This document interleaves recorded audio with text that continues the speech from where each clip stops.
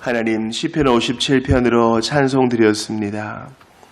홀로 영광 받으실 하나님, 오늘도 그 영광을 저희에게 보여주시고 비춰 주시옵소서.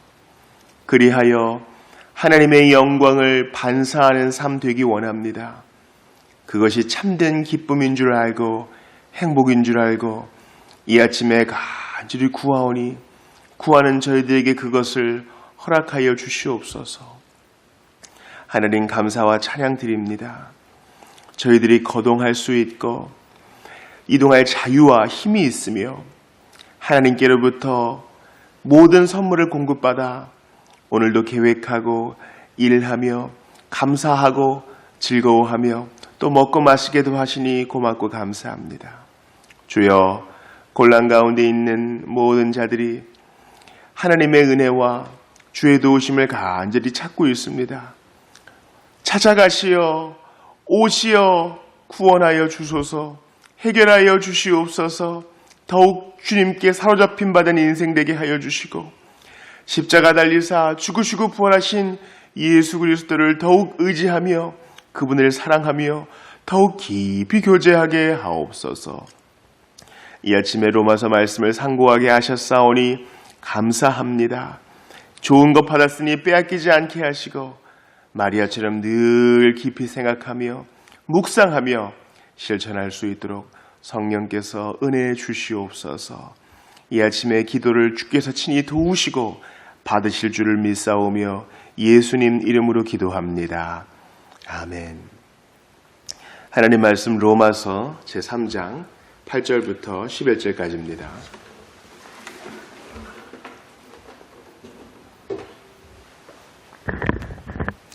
로마서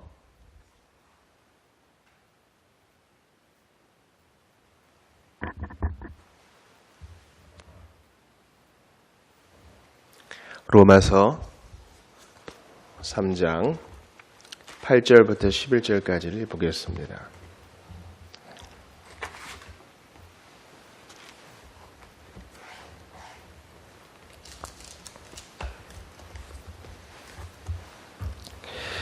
오늘은 11절 좀 넘어서요. 11절까지 보겠습니다. 제가 9절부터 11절을 읽겠습니다. 그러면 어떠하냐? 우리는 나으냐? 결코 아니라. 유대인이나 헬라인이나 다 죄 아래 있다고 우리가 이미 선언하였느니라.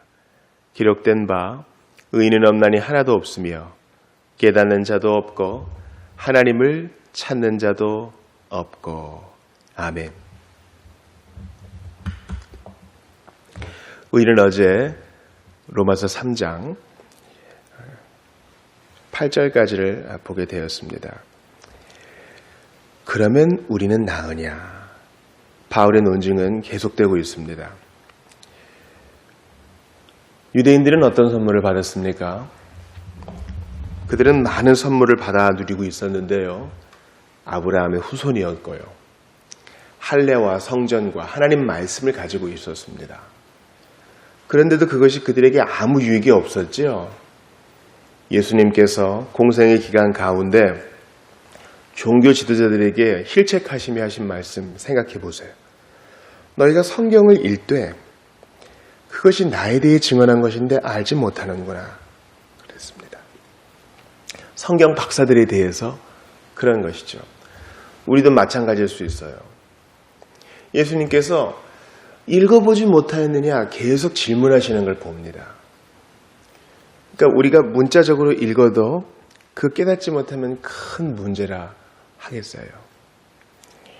유아 세례를 받은 것은 유익이에요. 그러나 아직 거듭나지 않았다는 점에서는 비신자와 믿지 않는 가정에서 자라난 자와 다를 바가 없어요.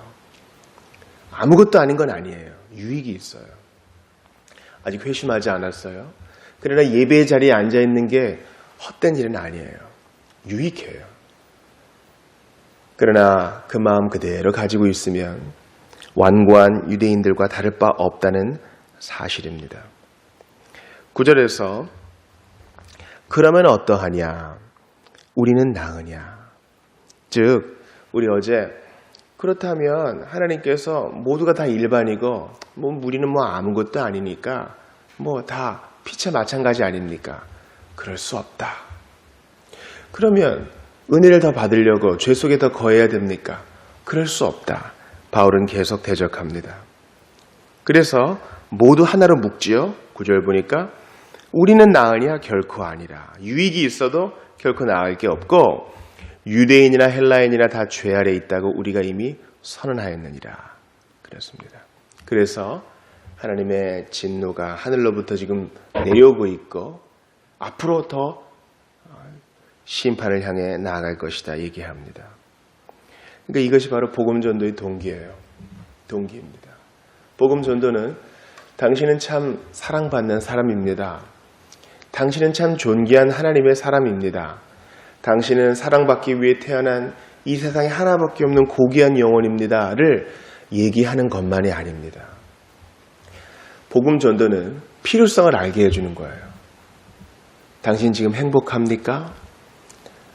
당신에게 더 좋은 선물이 놓여져 있는 것을 알지 못합니까? 혼자 잠자리에 누울 때 마음 편안합니까?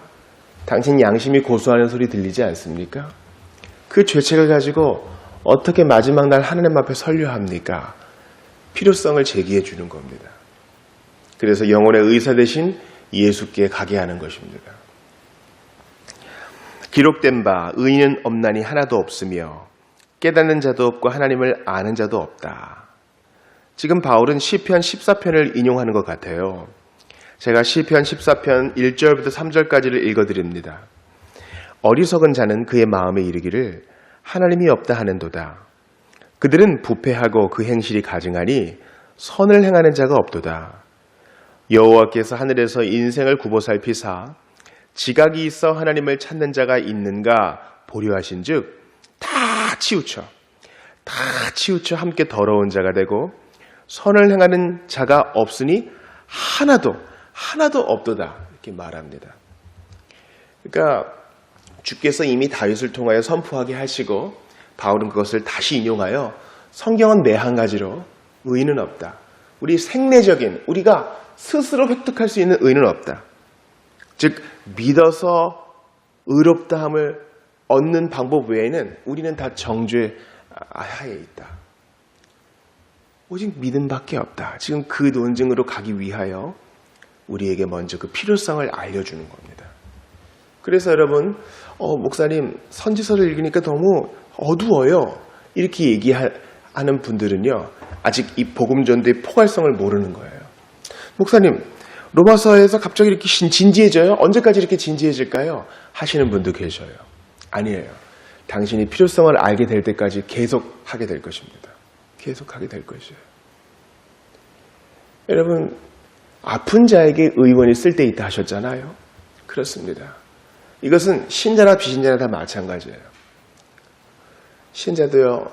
그 작은 죄 때로는 너무나 익숙해져 가는 것들 굳은 살이 배듯이 처음에 감격을 잃어버릴 때마다 그 필요성 하나님의 진노 우리의 행위를 달아보시는 하나님 그리고 우리의 이러한 모든 죄를 위해 십자가 달리신 예수 그리스도 마지막 심판날 생각하게 하시어 이 복음 안에서 우리를 돌아보게 하시는 것입니다. 전도서 기자도 마찬가지로 얘기하고 있어요. 전도서 7장 20절 보니까 선을 행하고 전혀 죄를 범하지 아니하는 의인은 세상에 없다. 그렇게 얘기합니다. 전도서 7장 29절에도 보니까 내가 깨달은 것은 오직 이것이라 곧 하나님은 사람을 정직하게 지으셨으나 사람이 많은 꾀들을 낸 것이니라. 이렇게 사도 바울의 논증은 구약 성경을 그대로 반영하고 있습니다. 자, 다시 10절을 보세요. 의인은 없나니 하나도 없다. 여기에 대해서 불끈하는 사람이 있을 거예요. 그죠? 그러나 여러분 이것을 인정하지 않는 이상 우리는 절대 회심에 이르를 수 없습니다. 우리는 완전하지 않다. 그건 인정해요. 이 세상에 죄 없는 사람은 없지. 하지만 전적 부패, 나의 것을 가지고는 하나님을 만족시켜 드릴 수도 없고 하나님께 의롭다 인정을 받을 수 없음을 그것을 부인해요. 그 정도는 아니에요. 합니다. 모르는 진리가 있다. 내가 다 모르지. 그건 인정해요. 그러나 당신은 죄인입니다. 의롭지 않습니다. 하나님의 재판정에서는 당신 이미 기소당했습니다. 할 때 화를 냅니다. 그러면 나만 그런 거예요? 자기가 방황 조금 하고 있다는 건 알고 있어요. 그러나 곧 다시 돌아올 거예요. 그렇게 좋게 생각하죠. 그러나 당신은 방황 정도가 아닙니다. 당신은 길을 잃어버린 죄인입니다. 당신이 가는 길 쭉 가다 보면은 지옥의 유황불이 나와요. 이렇게 얘기하면 기분 나빠합니다. 그러나 바울은 조금도 뒤로 물러남 없이 다 하나님을 찾지 않고 다 깨닫지도 못하고 스스로는 멸망뿐이다 이렇게 얘기하는 겁니다. 어떻게 사람을 이렇게 재단할 수 있어요? 아마 이 포스트 모던 사회에선 그럴 거예요. 그러나 우리는 하나님을 찾는 척, 영적인 것에 관심이 있는 척, 인생의 의미에 대해서 뭔가 통달한 척 하지만 사실은 하나님께로부터 전력으로 도망치고 있어요. 언제까지? 그리스도께 잡힐 때까지. 스스로 인정할 때까지. 맞습니다. 밤마다 제 양심이 그것을 교훈하네요. 딴 사람 얘기할 거 없이 제가 그렇습니다. 그래서 힘이 빠져야 돼요. 자기에 대해서 목을 꼿꼿이 세운 그 완고함이 풀어져야 됩니다. 사람들은 보통 사람을 이렇게 세 종류의 부류로 나누는 것 같습니다. 첫 번째는 사람들은 원래 건강해. 깨끗하고 선하게 태어났는데 지금 조금 문제가 있을 뿐이야. 그거 개선하면 다시 좋아질 수 있어. 이렇게 무한히 긍정적으로 보는 사람이 있어요.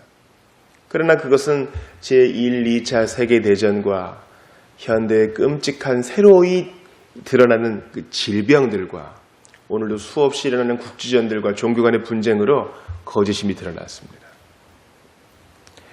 사람을 보는 두 번째 견해는 지금 병이 들어있다는 겁니다. 근데 이것도 첫 번째 견해와 다르지 않아요.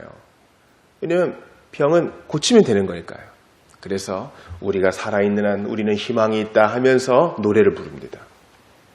그래서 조금만 도움을 주면 나을 수 있어.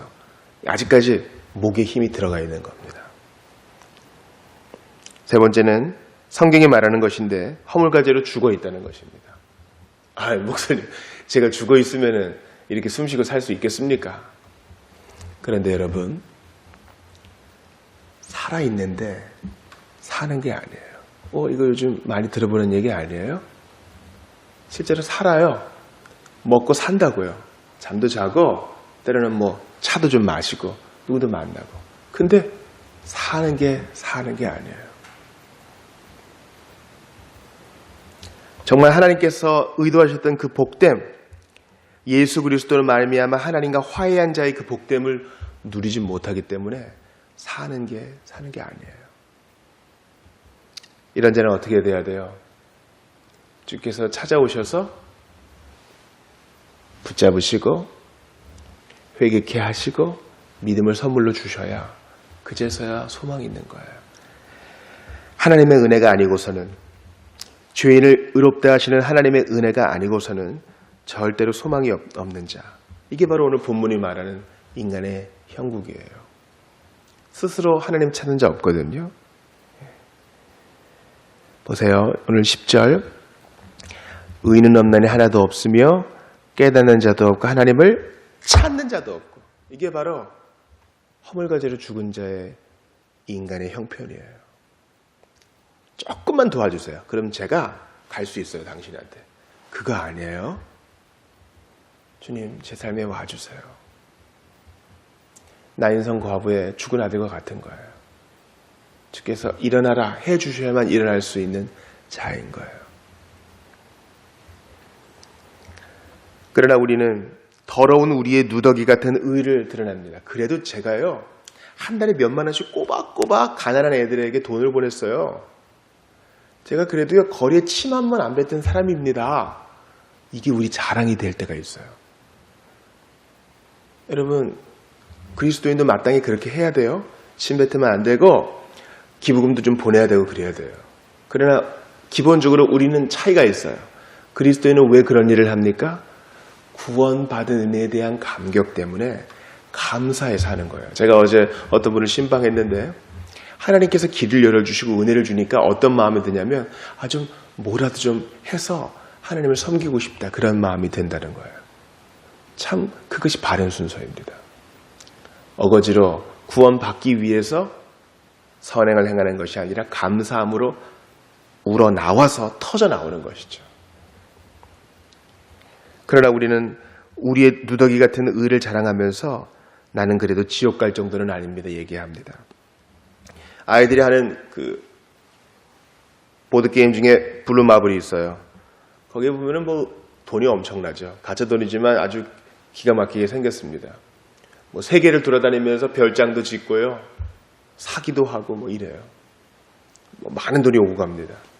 근데 그 돈을 가지고 가까운 은행에 가가지고 이거 신권으로 바꿔주세요, 수표로 바꿔주세요 할 수 있습니까? 은행 직원이 대꾸도 안 할 거예요. 실제로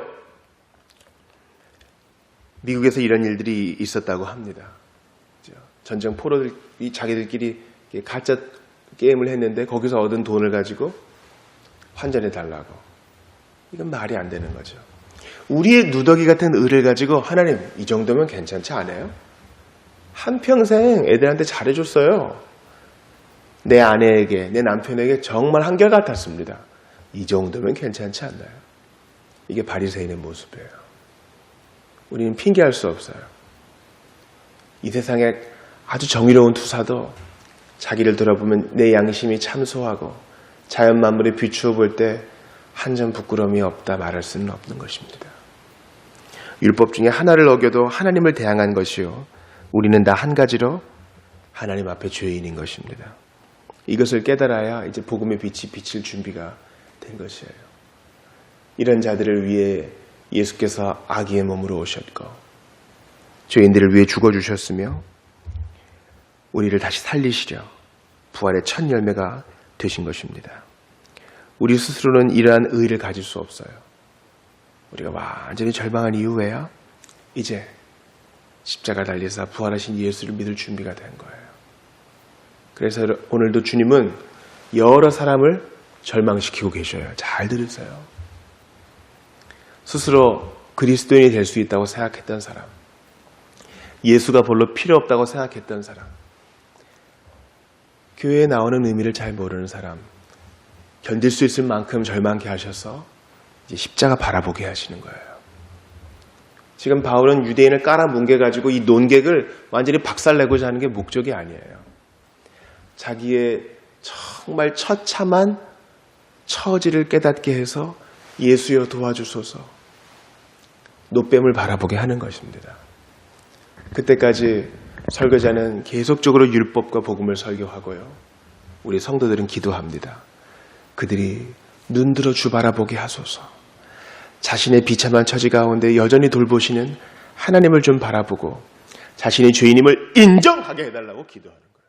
이게 중요합니다. 그저 겉모습만 번지르르 해가지고 주일에 무슨 교양처럼 이렇게 나오는 사람은요, 하나님 나라에서 환영받지 못해요. 어찌할꼬 하나님께 나오는 사람을 주님이 기뻐하시는 겁니다. 하나님이 기뻐하시는 예배는 무엇이라? 상한 심령이라는 것입니다. 이것을 기대합니다. 한국교회가 이것이 회복되기를 원합니다. 내게도 다시 한번 이것이 회복되기를 원합니다. 과거에 이미 믿었지만 오늘도 새롭게 십자가 바라보면서 내 더러움을 바라보면서 씻으시는 보혈을 주목할 수 있기를 원합니다. 아직까지 이것을 한 번도 체험해보지 못한 자에게는 하나님께서 그를 찾아가시어 눈을 열어주시고 회개케 하시는 은혜와 은총이 있기를 원하는 것입니다. 우리 같이 기도합시다. 하나님 아버지, 죄를 가볍게 여기는 경향이 있고 이 세대가 그러합니다. 그러나 저희에게는 눈을 열어주시고 마음을 열어주시고 깨닫게 하시어 우리가 죄인이며 하나님을 배반한 자이고 주님께 칼을 든 자였음을 인정케 하여 주시옵소서. 이러한 절망 가운데, 이러한 인정과 겸손 가운데 주님 복음의 빛 비추어 주시어서 이러한 나를 위해 죄인 위에 십자가 달리신 그리스도를 믿고 의지하고 사랑하게 하여 주시옵소서. 믿고 의지한 모든 자들에게 천국을 선물로 주시는 하나님 아버지, 지금도 눈을 열어주시려고 정말 절망 가운데 있는 자들이 있습니다. 그들이 숨쉬게 하시고 다시 한번 주 안에서 일어나게 하시며 복음의 빛을 비춰주시어 성령을 보내주시어 하나님 깨닫게 하시고 두 손 들고 주님 앞에 나아오게 하여 주시옵소서. 한파가 찾아왔습니다. 고난 가운데 있는 우리 주의 성도들 다 한 가지로 지켜 보호해 주시고 우리가 연약한 자들에게 먼저 손 내밀어 줄 수 있는 자비의 사람이 되게 하여 주시옵소서. 오늘 성경 공부 가운데도 함께 하실 줄을 믿사옵고 모든 연약한 자를 도우시는 예수님 이름으로 기도합니다. 아멘. 개인 기도하시다가 돌아가시기 바랍니다.